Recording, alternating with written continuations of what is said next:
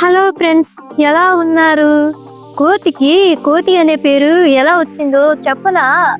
నిజానికి కోతి మనలాగే ఉండి మన మధ్యనే ఉండేదంట. రాను రాను ఆ కోతికి పురిగొక్కోవడం పిర్రగొక్కోవడం ఎక్కువైందంట. అదే కోతి చెట్లు ఎక్కడం బిత్తిరి చూపులు చూడడం చేసేదంట. ఓ రోజు మనుషులకి కోపం వచ్చి ఆ కోతిని అడవికి తరిమేశారు. కొన్ని సంవత్సరాలకి అదే కోతి మందగా వేలగా తయారయ్యి ఊర్లోకి వచ్చేసినాయి. మనం ఇప్పుడు చూస్తున్న కోతులు గుంపు అంతా అవే. ఇప్పుడు అర్థమైందా కోతికి ఎలా పేరు వచ్చిందో? ప్రపంచంలో తొందరపాటు కంగారు ఏ జంతువుకుందో చెప్పనా? ఆ జంతువు పేరేంటో తెలుసా? ఆ పేరులోనే కంగారు ఉంది. ఆస్ట్రేలియా జంతువు అదే కంగారు. దానికి ఆ పేరు ఎలా వచ్చిందో తెలుసా?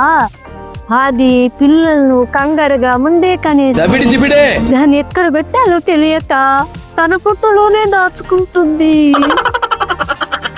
అందుకే దాన్ని కంగారని పిలుస్తారు. ఇటు చూసుకుంటూ తన పిల్లల్ని తన పుట్టలోనే దాచుకుంటుంది. కంగారు ఎక్కువ దానికి. ఇప్పుడు పండు గురించి మాట్లాడదాం. నా గురించా? అయితే చెప్పు, నేను కూడా వింటా. పందికి ఆ పేరు ఎలా వచ్చిందో తెలుసా? వాళ్ళ గురించి వాళ్ళకి తెలీదు, ఇక నా గురించి ఎక్కడ తెలుస్తుంది? పంది మధ్యలో ఉన్న సున్నా తీసేయండి, ఏమవుతుంది? పంది మధ్యలో ఉన్న సున్నా తీసేస్తే 10. అంటే 10 మంది తినే ఫుడ్డుని ఒకటే తింటుంది కాబట్టి దాని పేరే పంది. మిగిలింది పిల్లి పులి. జాగ్రత్తగా వినండి. ఈ పిల్లి పులి ఒకప్పుడు అన్నదమ్ములేనంట. పిల్లేమో అన్న, పులేమో తమ్ము. పిల్లేమో మనుషులతో దోస్తి కట్టి ఊర్లో ఉండిపోయింది. దోస్త్ మేరా దోస్త్ మీరే. అందుకనే పిల్లికి తెలివి ఎక్కువ.